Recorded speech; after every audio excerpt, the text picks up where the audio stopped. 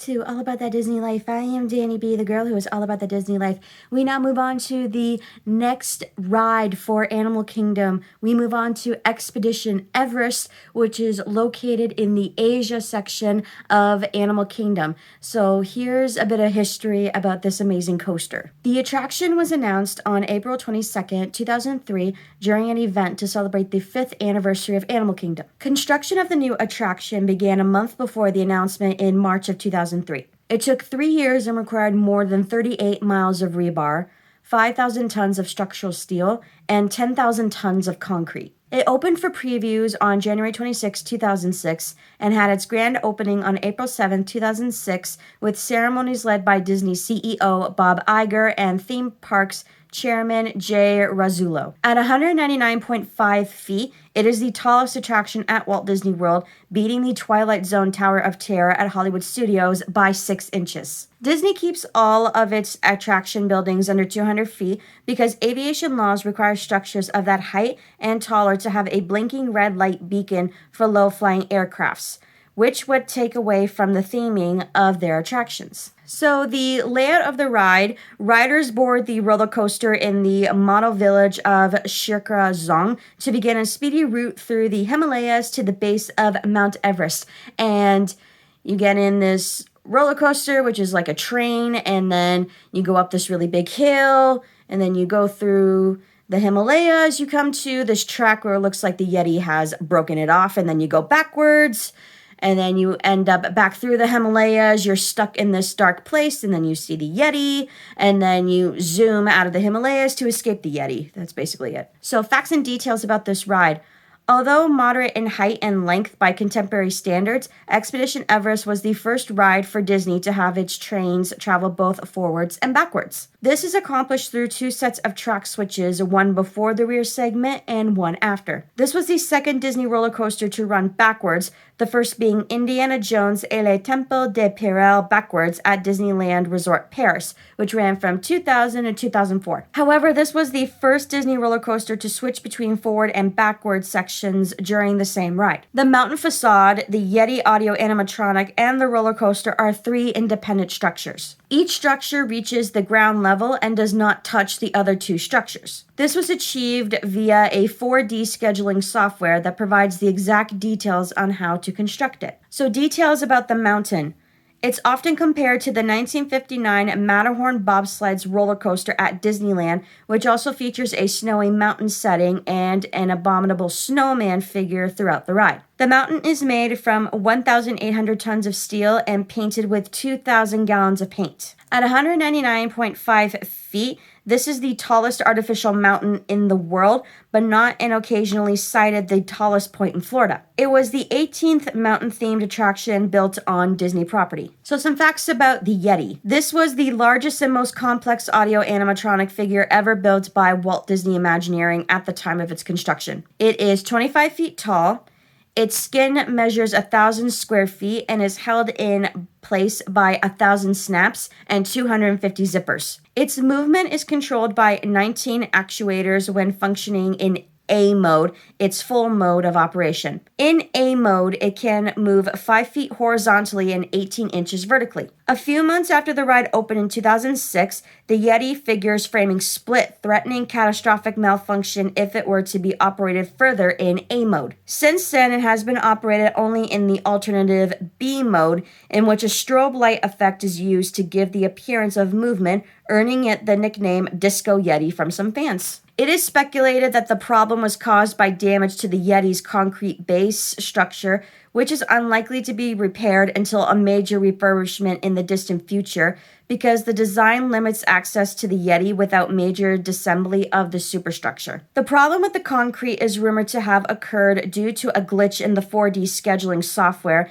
that prevented adequate curing of a proportion of the Yeti's foundation before the fabrication of mountain elements and roller coaster track. Joe Rowe, the Imagineer in charge of building the attraction and Animal Kingdom, was asked about the Yeti at the 2013 D23 Expo. He did say that he will fix the Yeti one day. However, Rowe retired from Walt Disney Imagineering effective January 4th, 2021, never having completed the repairs to the Yeti audio animatronic. So Expedition Everest has had a couple of promotions to promote the ride over the years.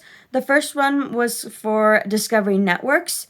In 2005, Disney Discovery Networks and Conservation International conducted expeditions to Nepal as part of the promotion for Expedition Everest. The purpose was to conduct scientific and cultural research in remote areas of the Himalayas, the location of the Yeti legend. Participants included Joe Rohde from Walt Disney Imagineering and scientists from Conservation International and Disney's Animal Kingdom. The expeditions and the making of the attraction were chronicled in 3 documentaries broadcast on Discovery's cable television channels in April of 2006. The first one was called Expedition Everest, Journey to Sacred Lands. It broadcast on the Travel Channel on April 9th to coincide with the attraction's grand opening. The second one was called Building a Thrill Ride, Expedition Everest. It was aired on April 10th on the Science Channel and on April 12th on the Discovery Channel. It detailed the planning and construction of the ride along with some of the ideas that made it possible. This documentary also featured survival tips from Les Stroud. The third documentary was called Corwin's Quest, Realm of the Yeti.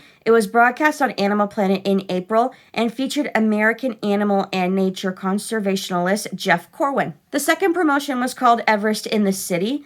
On February 15th, 2006, Disney staged an elaborate publicity stunt called Everest in the City in New York City's Times Square. They draped large billboards over the sides of several buildings depicting Everest with a coaster car careening down the mountainside and the Yeti looking on from another peak, its eyes glowing red and flashing when the text message Disney was sent to for Yeti as provided by Disney. As I said before, I will be talking about incidences that have happened at Walt Disney World with some rides, and 3 incidences have come up with this ride. The first one happened on December 18th, 2007. A 44-year-old guest was found unconscious after the train returned to the station. He was taken to a hospital where he was pronounced dead. A preliminary autopsy by the Orange County Medical Examiner's Office concluded that the victim had died of dilated cardiomyopathy, that is a heart muscle disease. The second incident happened on May 19th, 2018. A 26-year-old man suffered a seizure after riding the attraction. And the third incident happened on July 5th, 2019. A 41-year-old woman suffered a seizure after riding the attraction. This ride has won some awards and it has made some records. So in the 2011 Book of Guinness World Records, it lists Expedition Everest as the most expensive roller coaster in the world. Including sets and extras, the total cost of the ride was reported to be $100 million over 6 years of planning and construction. In 2019, this record was surpassed by Hagrid's Magical Creatures Motorbike Adventure at the Wizarding World of Harry Potter, which cost $300 million. This ride won the 2006 Theme Park Insider Award for the world's best new theme park attraction. It has also been ranked in the Golden Ticket Awards and the Best Roller Coaster poll, and it was ranked second for Best New Ride for 2006 in the Golden Ticket Awards. So my experience with this ride, I love riding this roller coaster every time I get a chance to go to Animal Kingdom.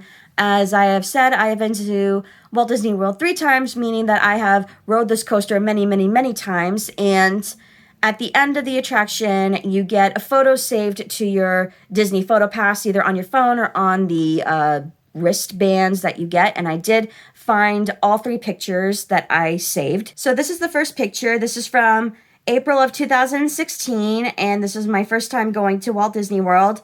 My sister and I were in the back part of the coaster, but we are up in front. There I am with my Ariel shirt, and my sister is right beside me. And this was the part where I was freaking out because I was sitting there and then I saw the Yeti like strobing in the dark, and I swore to my sister that I saw him reach out a hand to grab my leg, and she never believed me and she just made fun of me for the rest of the vacation. So in October of 2019, that is when we went again, and we got the exact same cart as we did in 2016. We were in the back. I am in the back seat in my black tank top beside my sister, and my mom is in front of us, and I made my sister sit on the other side so she would believe me when I said that the Yeti came and grabbed me. She believed me after that because she said that she swore that she saw the Yeti come and grab for her foot. So she stopped making fun of me after that, but it was still an amazing coaster, and we dragged my mom onto this one. So this last picture is from October of 2021, from my honeymoon, the COVID days. That's why everybody on the ride is wearing a mask. I'm in the middle or close to the front of the coaster. There I am in my Ariel shirt, and this little girl sat beside me, told me that before I got on this ride, she had ridden this coaster about 37 times before I got on to ride it just the one time. But c'est la vie. If you love this coaster, keep riding it if the lines are not ridiculously long. And there you have it, all the facts to Expedition Everest. If you like this video, please hit that like button and don't forget to subscribe. And I hope you have a zippity-doo-dah day. Goodbye.